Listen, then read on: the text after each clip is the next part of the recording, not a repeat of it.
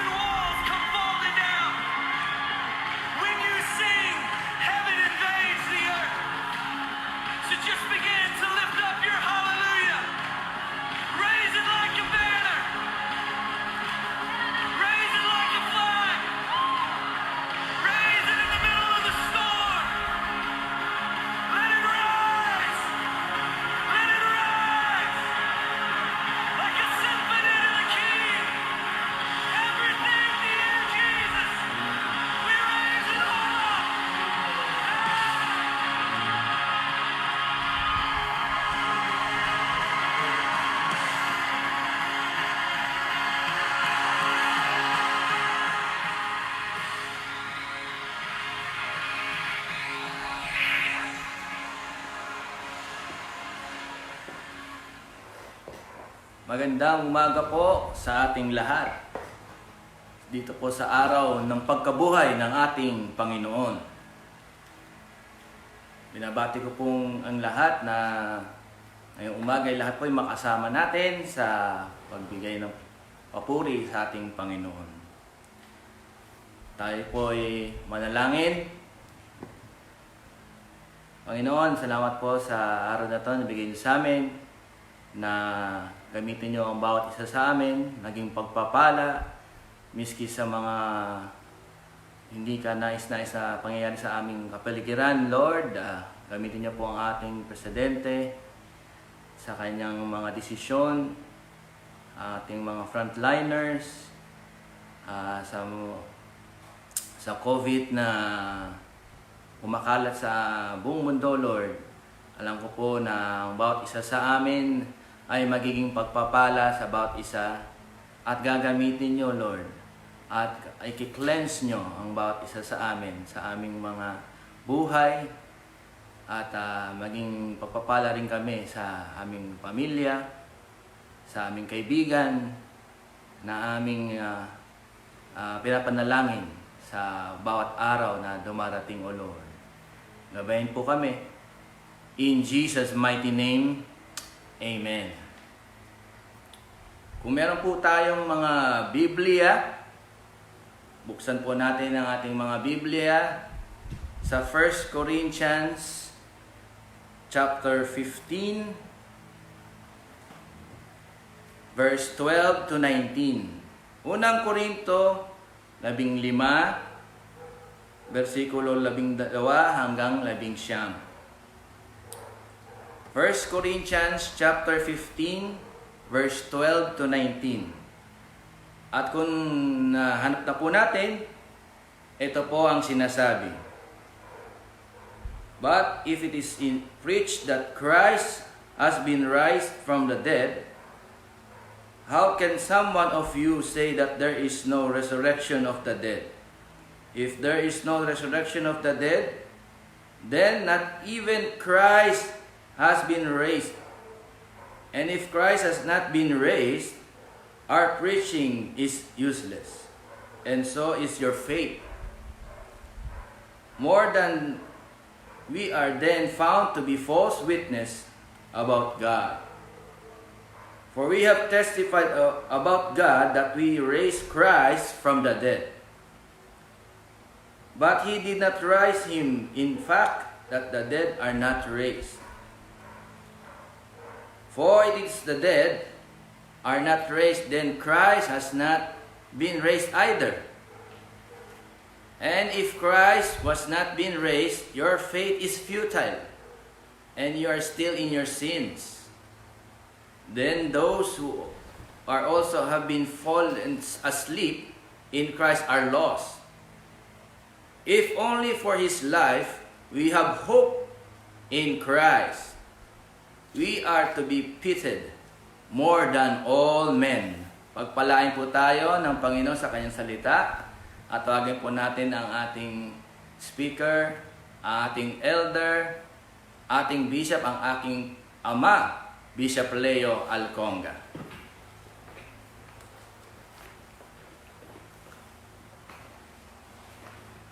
Maraming salamat yan. Magandang umaga po, at napakaganda po ng umagang ito sa bawat isa sa atin, sapagkat pinagdiriwang natin ang tinatawag nating isa sa if not makasaysayang nangyari sa buong sangkatauhan. At yun po ang pagkabuhay ng Panginoong Hesus mula sa mga patay. Napakahalaga po ang pagsaalang-alang natin, pagdiriwang natin, sapagkat lalong-lalo na sa mga nangyayari sa ating kapaligiran. At ang ating topic ay the resurrection and the hope that it is giving. Ang pag-asa ng pagkabuhay ng Panginoong Hesukristo. Sa ngayon po ay napapaligiran tayo ng malungkot at nakakatakot at isang hamon hindi lamang sa pamahalaan, hindi lamang sa larangan ng siyensya, hindi lamang sa larangan ng mga pagtuklas ng gamot para po masugpo ang nagaganap na tinatawag natin na COVID-19. Sa ngayon po, dito lamang po sa Pilipinas ay meron na pong 4,428. Kahapon ko pa ito nabasa. Kahapon pa ito binigay na bulletin ng Department of Health. At meron na pong 247 na pumanaw na biktima ng COVID-19. At meron pa pong nagpapagaling at panalangin natin na sila naman ay gumaling. 157 recovering or recovered. Sa kalagayan natin ito ay kailangan natin lalong maunawaan kung ano ang pagkabuhay na maguli. Kung ano ang tinatawag natin na the power of the resurrection, the blessings of resurrection, and the application of the resurrection in our day, in our lives, in our faith. Yung nabasa kanina ni Brother John sa 1 Corinthians chapter 15, kung atin pong sumahin yun, ay may 7 pong dakilang katotohanan na magaganap pag hindi po totoo at hindi po natupad ang pagkabuhay ng Panginoon Kristo mula sa mga patay. Babasahin ko lang po. Verse 13, ang sabi po dito, kung hindi totoo ang pagkabuhay o ang resurrection, ang sabi ni Pablo, Apostol Pablo ay, hindi nabuhay ang Panginoon Kristo. That's number 1. That is found in verse 13. And then, ang sabi niya, our preaching is in vain, or our preaching is not effective, is not powerful, or there is no power in our preaching. There is no conversion in our preaching. Sabihin nyo, para lamang sa mga pastor yan, sila na nagpa-preach. Hindi po totoo yan. Ang katotohanan po, lahat po tayo, in one way or another, are preaching of the gospel of the Lord Jesus Christ. Wherever we are, pag nag-share tayo, that is in a form of preaching. Pag nagbahagi tayo, nag-witness tayo, that is in one way or another, that is in a form of preaching. Kaya po, napakahalaga po ang katotohanan ng pagkabuhay ng Panginoong Jesus. And verse 14, ang sabi dito ay, your faith is useless. Walang kabuluhan ang ating pananampalataya kung ang ating Panginoong Jesus ay hindi nabuhay. Verse 15, ang sabi doon ay, we are false witnesses. Mga bulaan tayong mga tagapaghatid o tagapagbalita ng Ebanghelyo ng Panginoong Kristo. Kung hindi siya nabuhay. At then in verse 17, ang sabi niya, yung mga namatay ay hindi mabubuhay. Tuluyan na silang mamatay, magpakalanman. Wala silang pag-asa na mabuhay. Lalo-lalo na po ang sinasabi ng banal na kasulatan na ang mga namatay kay Kristo Jesus, those who died in the Lord, sila po ay mabuhay balang araw o isang araw sila po ay mabuhay mula sa mga patay. At kung hindi po ang Panginoong Jesus nabuhay, in verse 17, ang sabi po dito ay, kayo ay nasa inyo pang mga kasalanan. Napakahalaga pong unawain po natin ito. Ang sabi po dito, kung hindi siya nabuhay, you are still in your sins. Ibig sabihin dito ay, ang pagkabuhay ng Panginoong Kristo ay siyang completion of God's plan of redemption. Kung hindi siya nabuhay, ang kanyang kamatayan sa krus ng Kalbaryo ay walang kabuluhan. Subalit, siya'y ipinako sa krus ng Kalbaryo, siya'y nagbayad ng ating mga kasalanan, siya ay namatay sa krus ng Kalbaryo, at siya ay inilibing. Subalit pagkatapos ng 3 araw, siya ay nabuhay at naging batayan yan na ang ginawa niya sa krus ng Kalbaryo ay may dakilang kahulugan sa ating buhay, lalo na sa ating kaligtasan. Naisipin po natin ito. Kahit anong dakilang sakripisyo na ginawa ng Panginoon Jesus para sa ating kaligtasan, kahit na anong pag-ibig ipinakita niya doon sa krus ng Kalbaryo, kahit na ano pong paghihirap na dinanas niya para sa ating kaligtasan doon sa krus ng Kalbaryo, kung hindi siya nabuhay, ang sabi dito ay nasa kasalanan pa rin tayo. Ay, ibig sabihin, wala tayong kaligtasan, wala tayong katubusan. Salamat sa Panginoon. Purihin ang Panginoon sapagkat siya ay nabuhay. Yan ang kadakilaan ng pag-asa na dulot ng pagkabuhay ng Panginoong Hesukristo. At ang sabi dito, kung ang pag-asa natin sa ating buhay o sa ating nilalakaran sa buhay nito ay doon lamang sa Jesus na hindi nabuhay, ang sabi ni Pablo, kawawa tayo. In fact, ang sabi niya sa English, we are most to be pitied. Talagang kawawa tayo. Pero, salamat sa Panginoon. Hallelujah! Hallelujah! Nabuhay ang ating Panginoon Jesus. Nabuhay siya mula sa mga patay. Ngayon ay buhay na buhay. Magpakilanman ang ating Panginoong Kristo ay buhay at buhay na buhay. Kung meron kayong mga kamay, pwede kayong mamalakpak. Pwede kayong, pwede niyong sabihin sa inyong katabi, Hallelujah! Buhay ang ating Panginoon. Hallelujah. Kaya salamat sa Diyos. Ang sinabi niya po, ang pangako niya po doon sa John 2:19, nang sinabi niya, sabi niya sa English, destroy this temple, and in 3 days ay itatayo ko muli ito. Ano ibig niyang sabihin dito? Maraming ang iba ay sabi nila, 46 years na ginawa ang templo na ito eh. Ikaw, 3 araw lang, sisirain mo, tapos 3 araw ay itatayo mo ulit. Hindi nila nanawaan. Pero doon po sa verse 20 at sa verse 22, pinaliwanag ni Jesus kung ano ibig niya sabihin.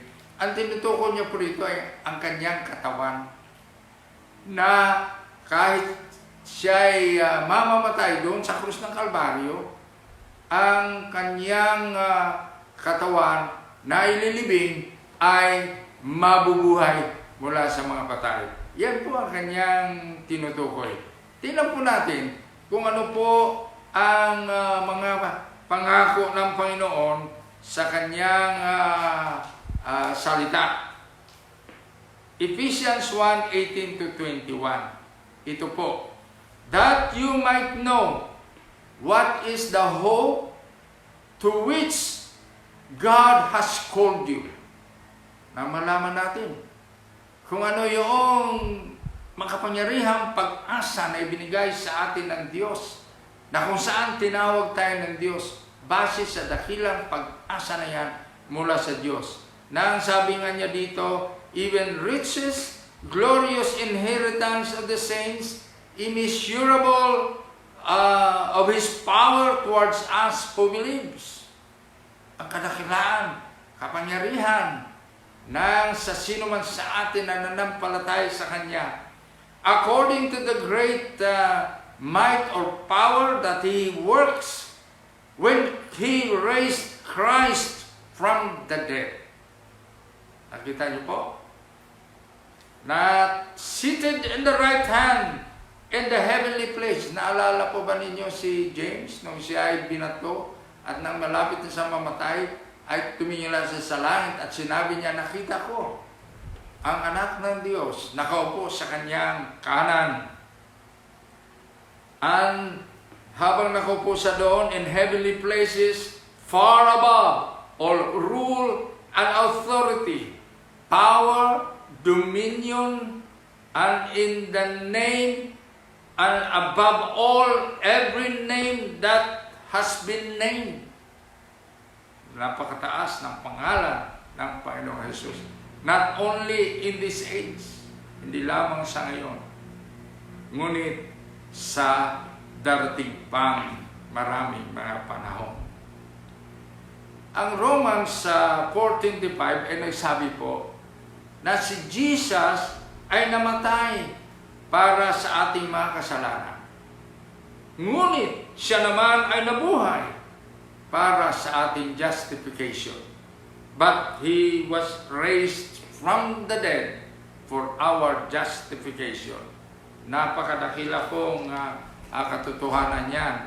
Kasi po hanggang ngayon, maraming mga naniniwala na hindi nabuhay ang Panginoon. Kasi ang sabi nila, siya lamang isang propeta. Siya lamang isang napakamatalinong guro. Siya lamang ang tinatawag na ating kinikilalang leader of religion. Hindi po. Siya po ay talagang tunay na Panginoong Diyos. Dito po sa tinatawag natin na unang araw o ikatlong araw na kung saan nabuhay ang Panginoon na masusumpungan po natin, dito po sa Matthew 28:5-6, ang sabi po dito ay, fear not, na dumalaw po si Mary Magdalene. Fear not, I know that you seek Jesus. Huwag kang matakot. Alam kong hinahanap mo si Jesus.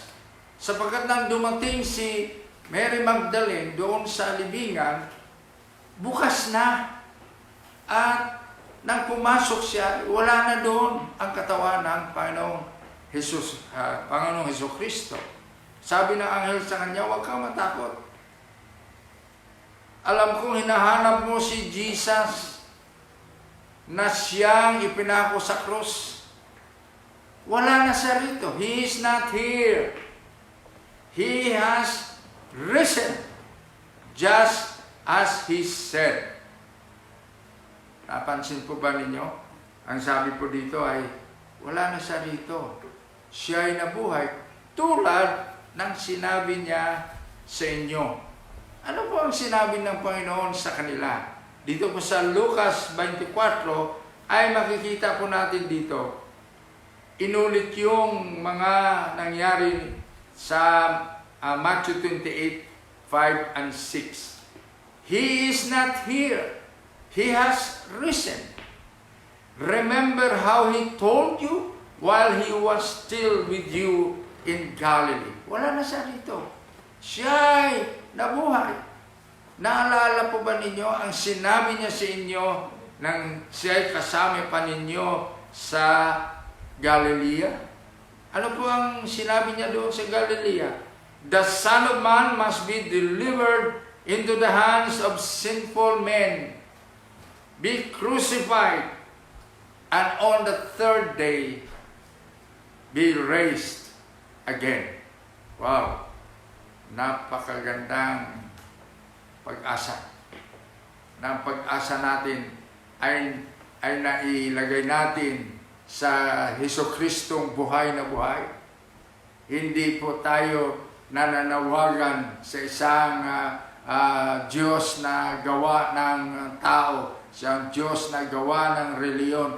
Siya po ay tunay na nagkatawang tao, Diyos, subalit nagkatawang tao siya para masakatuparan niya ang plano ng Diyos ng kaligtasan. Siya ay nabayubay sa krus. Siya ay namatay doon at inilibing. Ngunit siya ay nabuhay para po sa completion of the plan of God's redemption among the people of the world.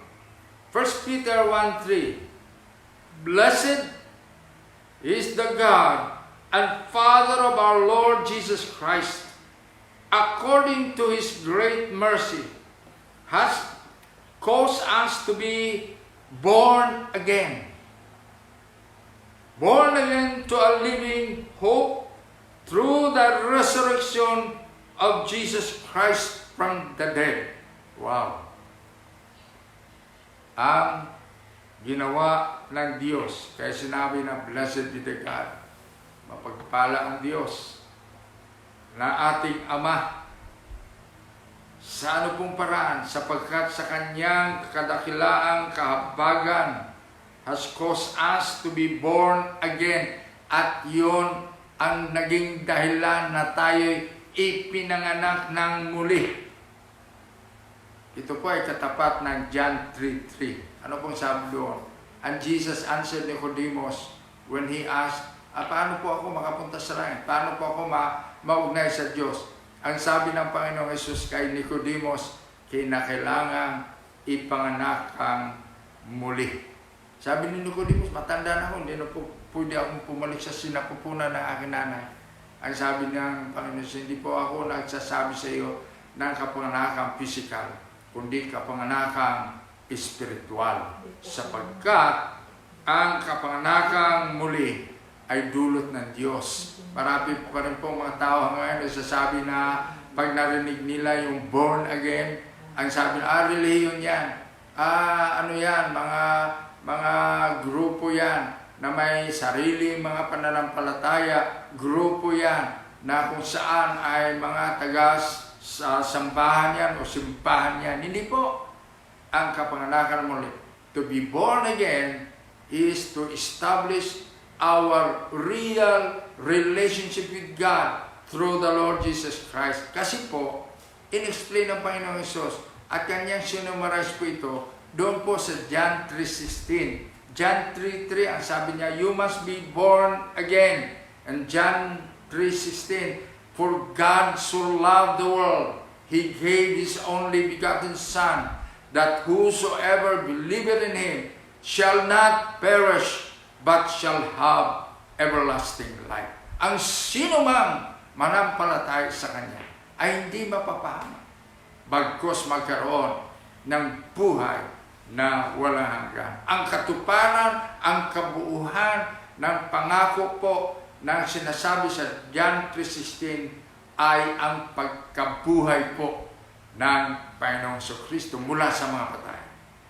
Sapagkat sinabi natin kanina, ang kanyang crucifixion ay magiging baliwala without the resurrection.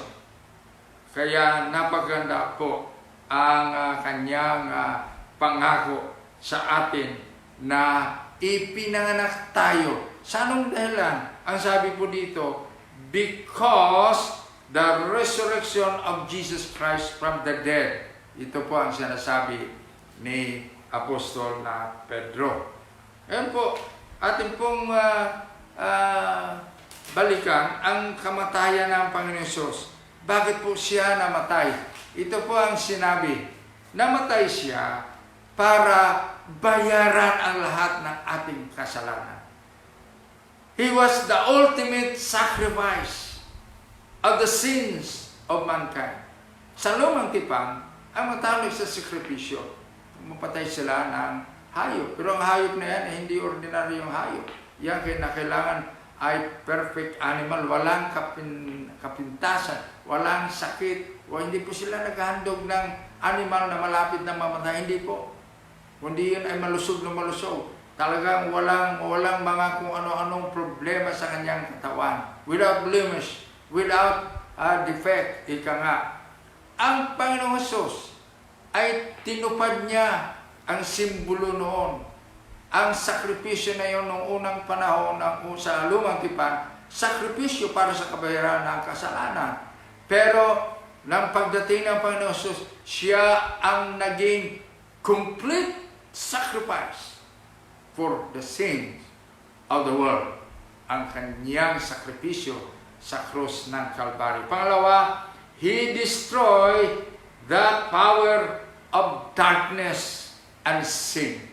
Siya lang ang kamatayan niya sa krus. Yan po ang naging dahilan na mawasak ang kapangyarihan ng kasalanan. Pangatlo po, ang kamatayan ni Jesus, siyang tanging panghugas sa ating mga kasalanan. Wala nang iba po. Ang sabi po doon sa Hebrews, without the shedding of blood, there is no remission of sin. Kung hindi ibinigay ng Panginoong Jesus ang kanyang buhay, hindi niya itinigis ang kanyang makapangyarihang dugo, wala pong kapatawaran sa kasalanan. At ang isa pa dito, ang sabi niya, ay ang kamatayan ng Panginoon Jesus, buksan ang daan na ang tao ay makapasok sa langit. Wow! Kaya nga sinabi ni Jesus, John 14:6, I am the way, I am the truth, I am the light. No one can come to the Father except through me. Binayaran niya kasi ang daan ng pagpasok natin sa kalangitan. Yan po ang summarize na kahulugan ng kanyang kamatayan. Ano naman po ang kahulugan naman ng kanyang resurrection? Una, to prove that Jesus is victorious over sin. Ang kamatayan niya sa krus, pambayad sa kasalanan. Ang kanyang pagkabuhay na malulit ay tagumpay laban sa kasalanan, laban sa kadiliman, laban sa anumang pakana ng kaaway na tayo ay mapapahama. Wow! Think about that. Ang kanyang pagkabuhay na magulit ay siyang tunay na tagumpay. Ibinuksan ng Panginoong Jesus ang tunay na tagumpay laban sa kasalanan, laban sa kadiliman, laban sa kapangyarihan na siyang bibigay ng kapahamakan sa sangkatauhan. Salamat po. Pangalawa, para to restore mankind over the issue of death. Wow, ang kinatatakutan natin, kamatayan. Pero na nabuhay, sabi nga doon sa 1 Corinthians chapter 15, na nabuhay ang Panginoong Jesus, nabuhay din ang katotohanan ng lahat ng ating ginagawa. Ang pagpapahayag natin ng gospel, ang pagpapahayag natin ng ating pananampalataya, ang pagpapahayag natin ng dakilang katotohanan ng pag-asa ng buhay pagkatapos ng kamatayan. Lahat po yan ay naganap sapagkat siya'y nabuhay. At ang sabi nga doon sa 57 ng 1 Corinthians chapter 15, nanalo ang Panginoon Jesus. Nanalo siya, praise God, laban sa kadiliman, laban sa kasalanan, at laban sa kamatayan. Sa araw nito, pinagdiriwang natin ang dakilang pag-asa na yan, ang dakilang katotohanan na yan. Bakit po? Ang sabi ko doon, He swallowed up in victory death. Ay, tinalo niya. He swallowed up death in victory. Kaya ang sabi ni Pablo, where is your sting? Where is your power? Tinalo siya ng Panginoong Jesucristo. To complete the final act of God for man's redemption. Wow! Dami pong nag-witness, alam po ninyo, dami pong nag-witness ng kamatayan ng Panginoon Jesus. Nang siya ay nilibing, kakaunti lang po ang sumama sa kanyang libing. In fact, nang isinara na ng mga sundalo ng Romano ang kanyang libingan ng napakalaking bato, ay wala na talaga. Nag-uwian na yung mga naghatid sa kanya, si Maria, si Apostol John, si Mary Magdalene, kakaunti lamang po. At gwinardyahan pa ng mga sundalo ng mga Romano. Pero noong ikatlong araw, ang sabi ng Bible, nagkaroon ng malaking lindol. At nang pagdating ng lindol, ay kanyang winarak ang nilagay na bato na siyang takip ng libingan yun, at yun ay gumulong, nagbukas. Wala pong pwedeng magbukas noon. Kahit na kayang buksan, hindi po pwedeng buksan sapagkat sinilyuhan po yan ng Roman government. Hindi po niya, untouchable na po yung libingan na yan. Pero God is glorious in His plan of completing the redemption of mankind. Hallelujah. Then, number 5, to establish the relationship of God on earth. Rulership, not relationship. Rulership. Di ba pinapanalangin natin, let thy kingdom come. Let thy the authority come. Let thy dominion come upon earth. Yan po ang panalangin natin sa the Lord's Prayer. Nung araw na ang Panginoong Jesus ay nabuhay mula sa mga patay, yun po ay nagkaroon ng katotohanan. The rulership of God return upon earth. Kasi nung hindi pa siya namatay, hindi pa siya nabuhay, ay ang kalaban niya ang nag-govern sa sanglibutan ito. Naalala niyo sa Matthew chapter 4, ang sabi ng demonyo sa kanya, lumod ka sa akin. Bibigay ko lahat ng kapangyarihan sa buong mundo na ito. Lumuhod ka at sambahin mo ako. Ang lahat ng kapangyarihan dito sa mundo ay mapasaya. Sinagot siya ni Jesus, ay hindi pwede. Ikaw ang dapat lumuhod at sumamba sa akin. It is written that you will worship the Lord God. At ang pang-anim na dahilan ng resurrection ay re-establishing heaven upon earth. Wow! Alam po niyo, sa tunay na mga mananampalataya, sa tunay na sumusunod sa Panginoon, sa tunay na tumanggap sa Kanya bilang Kanyang Panginoon at tagapagligtas, ay sa ngayon pa lamang ay kabilang na tayo sa kalangitan. That's why, doon po sa krus ng Kalbaryo, nang ang isang napako doon ay nangusap kay Jesus, Panginoon, alalahanin mo naman ako sa iyong kariyan. Ano sabi ni Jesus? Ngayon mismo, kasama na kita sa aking kaharian. To those who are truly believers of Jesus Christ, na tunay na tumanggap sa Panginoong Jesucristo bilang Panginoon at tagapagligtas, ang sabi po dito, tayo po ay kabilang na sa pamilya ng kalangitan. Tanong mo nga siyang katabi.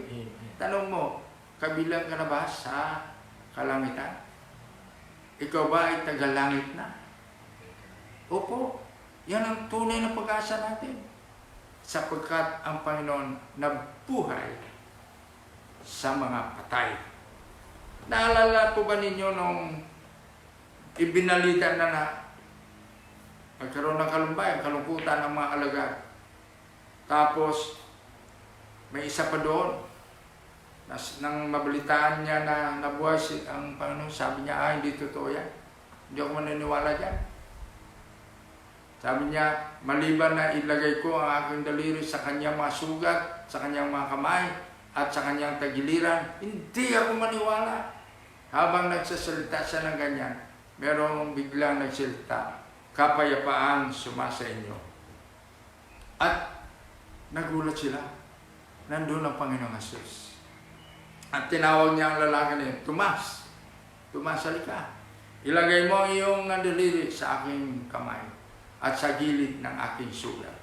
Hindi na nag-debate pa o nagreklamo pa si Tomas. Ang sabi niya lang, lumuhod siya at sinabi niya, "Oh Panginoon, aking Panginoong Diyos." Sinamba niya ang Panginoon.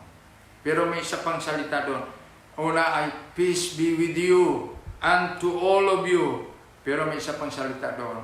Doon sa John 20:19-23. Wala na tayong panahon, basahin nyo na lang. Ang sabi doon, "And they were all having joy." In fact, ang sabi sa ibang version, they were overjoyed.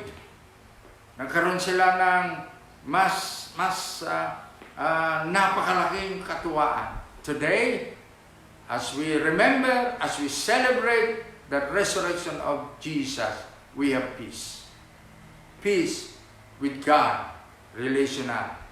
Peace of God, situational. Ang situation natin ngayon, we will still have peace of God. Because God is in control. God has the power, the authority, the majesty to take any problems, any events, any threats of COVID-19. God is in control. Hallelujah. Napakagandang katotohanan niya.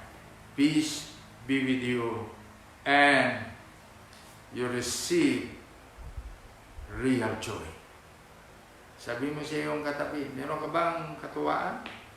Natutuwa ka ba? Na ikaw ay nakatiyak ng pagkabuhay na mag-uli ng Panginoon Jesus. Dalawang bagay na lang, and then magwawakas po ako. Kung nandyan pa po kayo. Sanay po ako magsalita na wala akong nakikita eh. Sanay po ako magsalita, nakwento ko na yan sa inyo yan, kahit na walang tao, nagsasalita po ako. Kaya itong paraan nito, itong technology nito, ay hindi po problema sa akin. Hindi ko po kayo nakikita, hindi ko pa alam kung may nakikinig sa akin. O kung ang iba sa inyo ay tulog pa, okay lang. Binabati ko pa rin kayo ng happy, glorious resurrection Sunday. Dalawang bagay po. Number one, dahil sa buhay ng Panginoon, meron tayong tinatawag na commitment. Ano po ang commitment natin? Ang sabi ng anghel kay Merlin, "Babalita mo na buhay ang Panginoon." At nang siya mabuhay, ang sabi ng Panginoon, "Humayo kayo. Ibalita ninyo na ako nga ay buhay. Ako nga ang siyang tanging daan ng kaligtasan." In other words, may duty po tayo, pamalita. Hindi lang sa ating pamilya, ipamalita natin ang dakilang kaligtasan ng Panginoong Hesus na ginawa niya sa krus ng Kalbaryo at binigyan niya ng tuldok ang kaligtasan ng siya'y nabuhay mula sa mga patay. Pangalawa, hindi lamang commitment, kundi magkaroon tayo ng covenant. Ano po? Bakit tayo tatayo sa covenant? Bakit kailangan natin ang covenant? Kailangan, sabi nga ni Pedro, ay dakila ang Diyos na Ama ng ating Panginoon Kristo, na siyang nagligtas sa atin, na siyang dahilan na tayo ay pinanganak na muli dahil po sa kamatayan at pagkabuhay ng Panginoong Jesus. Ano po ang covenant natin? Ang covenant natin ay that we be doing the things that pleases the heart of God. Dahil nga, siya'y nabuhay. Naman sa umagang ito ay magkaroon tayo ng pag-iisip muli sa ating buhay, sa ating puso. Na ating pong gamitin ang blessings. Gamitin natin ang offering ng resurrection. Sabi ni Apostol Pablo, ako ay, ang aking hangad ay ang maranasan ko kung ano ang kapangyarihan ng resurrection power ng Panginoong Jesucristo. Tayo nanlulupay-pay. Pag tayo po nalulungkot, pag tayo po ay parang punong-puno na wala ng pag-asa, lalong-lalo na sa nangyayari sa atin. Imagine that, na naranasan natin ang karanasang ito, hindi lamang tayo. In 120 countries of the world ay nakakaroon ng tinatawag na problema ng COVID-19. Pero huwag tayong mawala ng pag-asa. Ang Panginoong Diyos sa pamagitan ng Panginoong Kristo na nabuhay sa mga patay. Siya ang ating tunay na pag-asa. Hallelujah! Amen. Amen! Tayo po sandaling manalangin. Dakilang Diyos, salamat po. Nasa araw na ito ay pinagdiriwang namin. Amin pong binalikan muli ang kasaysayan na ang pagkabuhay ng Panginoong Hesus ay na isulat po sa kasaysayan ng mundo. Higit sa lahat, na isulat din po sa kasaysayan ng kalangitan. Ang dalangin ko po na hindi lamang may sulat sa kasaysayan, hindi lamang masulat sa kalangitan, bagkus dakilang Diyos in the name of Jesus, na ito rin ay maisulat sa aming karanasan.